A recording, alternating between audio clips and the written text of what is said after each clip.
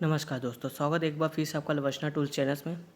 और आज हम फिर से अपना डेली मेंस प्रश्नोत्तर अभ्यास करने जा रहे हैं। कल मैंने इस इनिशिएटिव की शुरुआत की थी, कल हमने अपना एक पहला वीडियो डाला था। आज ये दूसरा क्वेश्चन है जो कि जीएस पेपर 1 से आपका लिया गया है। ठीक है, जैसा कि मैंने कल भी बोला था आपको, फिर से मैं बता दे रहा हूँ कि ये सिर्फ एक मॉडल आंसर, एक आधार जस्ट है आपके लिए, जो उन विद्यार्थियों के लिए जिनको अभी समझ में नहीं आ रहा कि किस तरह से मेंस की शुरुआत की जाए, किस तरह से आंसर राइटिंग प्रैक्टिस की जाए, या फिर थोड़ी बहुत हमको आंसर राइटिंग लिखने का एक आइडिया मिल जाए। मैं ये नहीं कह रहा कि ये जो आंसर राइटिंग है ये अपने आप में पूर्णतः है या सही है। इसमें कुछ त्रुटियां या खामियां हो सकती हैं। अगर आपको ऐसे कुछ त्रुटि या खामियां नज़र आए, या फिर आपको लगे कुछ और इसमें पॉइंट ऐड किए जा सकते हैं कहीं भी, तो आप अपने सुझाव हमें कमेंट बॉक्स में लिखकर बता सकते हैं। ठीक है, चलिए आइए देखते हैं आज हमारे पास ऐसा कौन सा क्वेश्चन है। ये जीएस पेपर 1 का क्वेश्चन इंडियन सोसाइटी से संबंधित है। प्रश्न आपका है, पहले हम प्रश्न देख लेते हैं। क्या भारतीय समाज में वंचितों के प्रति असमानता तथा शोषण की प्रवृत्ति को समाप्त करने के लिए एक त्रिआयामी रणनीति, आर्थिक सशक्तिकरण, सामाजिक सशक्तिकरण तथा सामाजिक न्याय की आवश्यकता है? अगर हाँ, तो इस संबंध में सरकारी प्रयास को भी बताइए। देखिए, इस क्वेश्चन को पहले मैंने जैसे आपको पहले भी बोला था, किसी भी क्वेश्चन को करने से पहले आप कम से कम 1 मिनट, मैक्सिमम 1 मिनट जो कि अपने प्रश्न को समझने में दीजिए। ठीक है, कि प्रश्न में क्या क्या डायमेंशन है और क्या क्या आपसे पूछना चाह रहा है। देखो, इसमें मुझे कुछ 2-3 डायमेंशन नज़र आ रहे हैं जो दिख रहे हैं साफ साफ। जैसे एक तो बोला भारतीय समाज में वंचितों के प्रति, ये देखो किस कॉन्टेक्स्ट बोला, इंडियन सोसाइटी में। विश्व के समाज, वैश्विक स्तर पर नहीं बात कर रहा है, इंडियन सोसाइटी जो हमारा समाज है उस आधार पे बोल रहा है। एक तो वंचित जो इसमें है, ये एक की पॉइंट है इसका, वंचितों के प्रति असमानता तथा शोषण की प्रवृत्ति। एक तो वंचित, ऊपर से इनके ऊपर मान के चलो एक तरह से जो इनके साथ भेदभाव है, शोषण की प्रवृत्ति, इसको समाप्त करने के लिए आपका मेन पॉइंट एक ये है, वंचितों के प्रति असमानता तथा शोषण की प्रवृत्ति। एंड सेकेंड जो मेन पॉइंट है, इनको समाप्त यानी उपाय में जो बोला कि एक त्रिआयामी रणनीति में क्या है, आर्थिक सशक्तिकरण, सामाजिक सशक्तिकरण तथा सामाजिक न्याय, इसकी बात कर रहा है।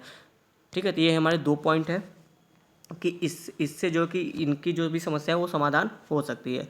अगर हाँ, तो इस संबंध में सरकारी प्रयास। और एक थर्ड देखो मेन पॉइंट क्या है इस क्वेश्चन का, डिमांड जो सरकारी प्रयास इस संबंध में किए जा रहे हैं उसके बारे में हमको बताना है। तो देख लेते हैं शुरू से कौन कौन से मेन 3 पॉइंट। एक वंचित वाला जो पॉइंट है वो, एक त्रिआयामी रणनीति जो है वो, और एक सरकारी प्रयास। ये क्वेश्चन के 3 मूलभूत मांग है। ठीक है, तो हम एक पहले शुरुआत क्वेश्चन की एक भूमिका से शुरू करेंगे, एक इंट्रो जस्ट देंगे शॉर्ट में।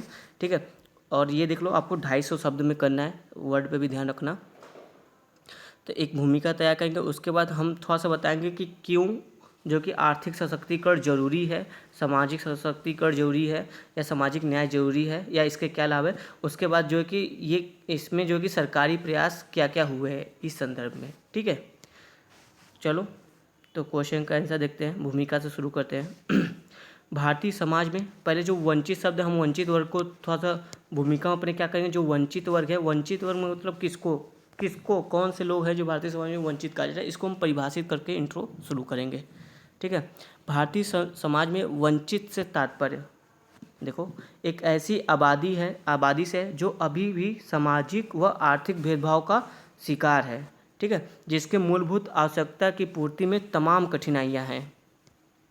इसके अंतर्गत सामान्यतः एक जो ओवरव्यू, हमको ज़्यादातर लोग जो इस वंचित वर्ग में दिखते हैं, तो वो सामान्यतः कौन कौन आते हैं, अनुसूचित जाति, अनुसूचित जनजाति, महिलाएं, दिव्यांग, अभी जो हालिया इशू ट्रांसजेंडर को शामिल किया जाता है।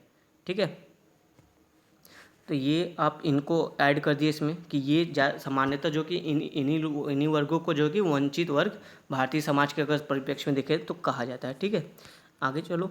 इन वंचित वर्गों के प्रति असमानता, अब जो क्वेश्चन देखो कह रहा है, अब क्वेश्चन की तरफ आते हैं। इन वंचित वर्गों के प्रति असमानता तथा शोषण को दूर करने के लिए एवं इन्हें समाज की मुख्य धारा में लाने के लिए एक त्रिआयामी रणनीति को अपनाने की आवश्यकता है। कौन सी त्रिआयामी रणनीति, यही जो क्वेश्चन में लिखा था हमारा, आर्थिक सशक्तिकरण, सामाजिक सशक्तिकरण तथा सामाजिक न्याय। ठीक है, अब बारी बारी से इन तीनों को देखेंगे कि कैसे ये इनके लिए हेल्प करते हैं, इनके वंचित वर्ग को मुख्यधारा में लाने की बात करते हैं। आर्थिक सशक्तिकरण के संबंध में देखते हैं। देखो आर्थिक सशक्तिकरण क्यों आवश्यक है, थोड़ा सा ये बताते हुए फिर सरकारी उपाय बताएंगे। इससे जो है कि वंचितों को अपने जीवन की मूलभूत आवश्यकताओं की पूर्ति तथा जीवन स्तर को, ये देखो, जीवन स्तर को ऊपर उठाने का अवसर प्राप्त होगा। साथ ही अच्छी शिक्षा प्राप्त कर इनसे, जो कि जब उनकी जो आर्थिक रूप से सशक्त होंगे तो अच्छे स्कूल में जाएंगे, अच्छे स्कूल में जाएंगे तो उनको अच्छी शिक्षा प्राप्त होगी। तो अच्छी शिक्षा प्राप्त कर ये जो कि रोजगार के इनके लिए जो कि रोजगार के भी अवसर खुलेंगे। जो क्या करेगा, जो ये रोजगार जब इनको प्राप्त होगा तो जो देश के आर्थिक उत्पादन में ही वृद्धि करेगा। देख रहे हो, सरकार इनके लिए आर्थिक कार्य के लिए आर्थिक रूप से इनको सशक्त करने के लिए पैसा खर्च करिए, बाद में ये जो अपना उत्पादन करेंगे रोजगार से, तो वो पुनः जो है कि देश के आर्थिक उत्पादन में ही वृद्धि करेगा। तो इसलिए ये आवश्यक है। अब देखो यहाँ पे एक थोड़ा सा रिपोर्ट है IMF की, मेंशन कर देते हैं हम, थोड़ा सा क्वेश्चन का आंसर जो कि इससे थोड़ा सा प्रभावी बनता है। IMF की हालिया रिपोर्ट, ये 2019 की रिपोर्ट है। भारतीय महिलाएं अगर आर्थिक योगदान देती हैं, जो भी भारतीय महिलाएं हैं हमारे देश की, अगर वो अपना आर्थिक योगदान देती हैं तो भारत की GDP दर में जो वृद्धि है वो 27% हो जाएगी। अभी आप देखते हो 7% की हमारी GDP वृद्धि दर है, मैक्सिमम 8% के आसपास गई थी, 8 साढ़े 8%। तो अब अगर सोचो, जो भारतीय महिलाएं हैं, सिर्फ महिलाएं, बाकी वंचित लोगों की बात हो ही नहीं रही अभी, सिर्फ महिलाएं अगर अपना पूर्ण रूप से आर्थिक योगदान दें, जैसे पश्चिमी देशों में देती हैं वहाँ की महिलाएं, अगर आर्थिक क्रियाकलाप में योगदान दे तो हमारी GDP की वृद्धि दर 27% तक पहुँच जाएगी। देखो कितना ज़्यादा GDP में ये ग्रोथ करेगा, है ना। और आगे बढ़ते चलो। वंचितों के आर्थिक सशक्तिकरण के लिए सरकार के निम्न योजनाएं प्रयासरत है। अब सरकार की योजना भी हमसे पूछा था, तो देख लेते हैं आर्थिक सशक्तिकरण के लिए कौन सी सरकार योजनाएं चला रही है। जैसे स्वयं सहायता समूह जो कि सरकार विभिन्न योजनाओं का क्रियान्वयन करती है तथा स्वयं सहायता समूह को एक विशेष लाभ भी प्रदान करती है योजनाओं के साथ। और स्वयं सहायता समूह कौन होता है, ये देखोगे ज़्यादातर ग्रामीण स्तर के ही लोग होते हैं, जो ग्राम के वंचित तबके के लोग होते हैं, ज़्यादातर वही लोग होते हैं। इसमें महिलाएं भी शामिल होती हैं, अनुसूचित जाति जनजाति के लोग भी शामिल होते हैं, मैक्सिमम ये लोग होते हैं, ठीक है। उसके बाद देखो, अनुसूचित जाति जनजाति तथा दिव्यांगों तथा महिलाओं को नौकरी में आरक्षण की प्रावधान किया गया है ना। इनके लिए नौकरी में आरक्षण का प्रावधान है। प्रधानमंत्री जीवन ज्योति बीमा योजना है, इनके लिए इंश्योरेंस बीमा का भी प्रावधान है। कौन सा, प्रधानमंत्री जीवन ज्योति बीमा योजना। अटल पेंशन योजना भी चल रहा है इनके लिए। और अभी हाल ही में जो चला है मानधन श्रम योगी योजना। और आप देख लो स्टार्टअप और स्टैंड अप इंडिया, ठीक है। इसके तहत क्या होता है कि इसके तहत जो कि सस्ते ब्याज पर ऋण प्रदान किया जाता है, ताकि ये MSME उद्योग अपने क्षेत्र में या छोटे लघु उद्योग जो कि लगा सके। ये जो स्टैंड अप इंडिया, ये मुख्य रूप से जो कि महिलाओं के लिए है। इसमें 1 करोड़ तक का लोन महिलाओं को मिलता है, बहुत ही कम ब्याज पर। और स्टार्टअप इंडिया जो कि आपका वही अनुसूचित जाति जनजाति के लोग जो हैं, जो निम्न तबका वर्ग है हमारा, उनके लिए ये ज़्यादा मुख्य रूप से योजना है ना। और देखो, ये तो हमने बता दिया आर्थिक प्रयास सरकार के क्या है, और ये हमारा आर्थिक वाला जो पॉइंट था वो क्लियर हुआ। अब दूसरा पॉइंट था त्रिआयामी में सामाजिक सशक्तिकरण। देखिए सामाजिक सशक्तिकरण कैसे इनमें योगदान देता है, वह सरकार के इस राह में क्या प्रयास है। पहला देखो, यह वंचितों में आत्मनिर्णय तथा आत्मविश्वास की भावना को विकसित करने की प्रक्रिया है। जब कोई व्यक्ति समाज रूप से सशक्त होगा, समाज में उसको अच्छा स्थान मिलेगा, तो उसके अंदर एक आत्मविश्वास जगता है और वो निर्णय लेने में सक्षम होता है, आत्मनिर्णय ले सकता है और बेहतर निर्णय लेता है, ठीक है।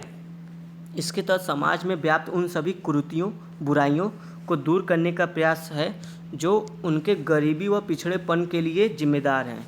बगैर इसके वंचितों को समाज की मुख्य धारा में लाया नहीं जा सकता है। देखो बोल रहा है कि आपका ये सामाजिक सशक्तिकरण, बिना सामाजिक सशक्तिकरण के वंचितों को समाज की मुख्य धारा में लाया नहीं जा सकता है। इसके अंतर्गत सरकार द्वारा देखो सरकार, इसके क्या लाभ हो गए ये हमने बता दिया। अब देखो सरकार की क्या योजनाएं हैं। देखो हम बहुत शॉर्ट में हम लोग लिख रहे हैं क्योंकि हमारे पास शब्द सीमा कम है, ठीक है। तीनों पॉइंट को हम लोग को कवर करना है, इसलिए थोड़ा शॉर्ट में, लेकिन जितना हो सके उतना बृहद एरिया कवर करने की कोशिश करें हम लोग, ठीक है। इसके अंतर्गत जो सरकार क्या प्रयास है, पंचायतों में महिलाओं को आरक्षण, मनरेगा, अनुसूचित जाति व जनजाति अत्याचार निवारण, मतलब इनके साथ जो भेदभाव होता है उसके खिलाफ जो कि कानून बनाए ताकि ये भेदभाव ना हो, निवारण अधिनियम। ट्रांसजेंडर व्यक्ति का अधिकार भी, ये हालिया में सुप्रीम कोर्ट में केस गया था, इस पर जो भी आपका कानून बन गया है। पेशा एक्ट, ये आपका जो कि अनुसूचित जनजाति के लिए वर्ग के लिए है ना। वनवासी अधिकार अधिनियम, फॉरेस्ट राइट एक्ट आपका जो 2006 का है, ठीक है। तथा संसद व विधानसभा में अनुसूचित जाति व जनजाति के लिए आरक्षण का अधिकार जैसे प्रावधान जैसे प्रयास जो है कि सरकार द्वारा किए जा रहे हैं इनको सामाजिक रूप से सशक्त बनाने के लिए। ठीक है, ये हमने देख लिया। और अब आगे चलते हैं, और थर्ड क्या है, सामाजिक न्याय। सामाजिक न्याय की बात कर रहे हैं और देखते हैं सामाजिक न्याय किस तरह से इनके वंचित वर्ग को मुख्य धारा से जोड़ने में मदद करेगा। यह समाज में व्याप्त सामाजिक भेदभाव, असमानताओं को दूर करने के साथ साथ आर्थिक गतिविधियों में भी सभी को समान व उचित अवसर देने का प्रयास करता है। एक तरह से आप देखो डीपीएसपी का जो अनुच्छेद 39 है 38 ये उसकी बात कर रहा है। उसमें भी ऐसे बोला गया कि आपको समान अवसर के लिए, समान कार्य के लिए समान अवसर सबको प्राप्त हो, उस तरह की बात है ना। तो ये क्या कहता है, जब सामाजिक न्याय सुनिश्चित होगा तो इससे क्या होगा कि व्यक्ति में जो सामाजिक भेदभाव है उसे दूर किया जाएगा, जो असमानताएं हैं उसे दूर करने में सहायता मिलेगी, आर्थिक गतिविधियों में भी जो कि सभी को समान व उचित अवसर देने का प्रयास करता है ये सामाजिक न्याय। इसके अंतर्गत जो कि सरकारी प्रयासों में आप देख लो आरक्षण चल ही रहे हैं, अस्पृश्यता पर रोक है जिससे जो कि सामाजिक भेदभाव ना हो सके, अनुच्छेद 17 भी हमारा ये प्रदान करता है, इसके लिए अलग से कानून भी है आपका। और दहेज विरोधी कानून है जिससे सामाजिक न्याय सुनिश्चित हो। घर व कार्यस्थल पर यौन उत्पीड़न पर रोक संबंधी अधिनियम है, जैसे आपका ऐसे बच्चों के लिए जो है यौन उत्पीड़न उसके लिए पॉक्सो एक्ट है आपका, है ना। इसी तरह देखो SC/ST एक्ट भी का प्रावधान किया गया कि अगर SC/ST पर कोई अत्याचार करता है या उनके साथ भेदभाव करता है तो इसके लिए तुरंत उनके खिलाफ FIR दर्ज कराई जा सकती है। और देखो महिलाओं को सशक्त करने के लिए क्या किया जा रहा है, बेटी बचाओ बेटी पढ़ाओ योजना चल रहा है, दिव्यांगों के लिए सुगम्य भारत है, आदि प्रमुख योजनाएं चली जा रही हैं। देखो अभी को मुझे जो है कि एक योजना याद आ रहा है, पहले नहीं याद था, अगर याद होता तो मैं मेंशन कर देता। एक अभी जो भारत की हाल ही में भारत सरकार ने जो चलाया है एकलव्य मॉडल स्कूल, जो कि एकलव्य मॉडल स्कूल जो कि आपके जो है अनुसूचित जनजाति के जो बच्चे हैं उन मुख्य रूप से उनके लिए ये स्कूल का प्रावधान है। वहाँ पे उनके बच्चों को जो कि शिक्षित करने का प्रावधान है जिससे उनको भी रोजगार मिले। एकलव्य मॉडल स्कूल मैंने मेंशन नहीं किया, आप चाहे तो मेंशन कर सकते हैं, अभी को मुझे याद आया, उस टाइम याद नहीं आया जब मैं आंसर लिख रहा था तो। और देखो महिलाओं को गरिमा में जीवन सुनिश्चित करने में सामाजिक न्याय ने अहम भूमिका निभाई है। कैसे, आप देख लो अभी हालिया का 3 ट्रिपल तलाक वाला केस था जो, उसमें जो कि महिलाओं के पक्ष में बात आई। सबरीमाला मंदिर केस में देखो महिलाओं को समानता का अधिकार के पक्ष में जो है कि फैसला आया। तो इस तरह से जो कि सामाजिक न्याय देख लो आप किस तरह से इनके जो वंचित वर्ग हैं उनके सामाजिक सशक्तिकरण को सुनिश्चित कर रहे हैं। अब आते हैं कंक्लूजन पे। इस प्रकार आर्थिक व सामाजिक सशक्तिकरण तथा सामाजिक न्याय के इस त्रिआयामी रणनीति से देश के वंचित वर्गों का पुनरुद्धार समाज की मुख्य धारा में लाने का प्रयास जारी है। इनका जो कि पुनरुद्धार हो रहा है तथा इनको समाज की मुख्य धारा में लाने का प्रयास जारी है, जिससे वंचित वर्ग को गरिमा में जीवन जीने का अवसर प्राप्त हो सके। ये रहा हमारा कंक्लूजन। अगर आप चाहे तो अपने हिसाब से कुछ भी और भी लिख सकते हैं, ठीक है। जो भी कमियां होंगी दोस्तों आप सुझाव के तौर पर हमें अवश्य कमेंट पर बताएं। ये रहा आपका क्वेश्चन आंसर, आपको कैसा लगा आप हमें कमेंट करके बताएं। धन्यवाद दोस्तों।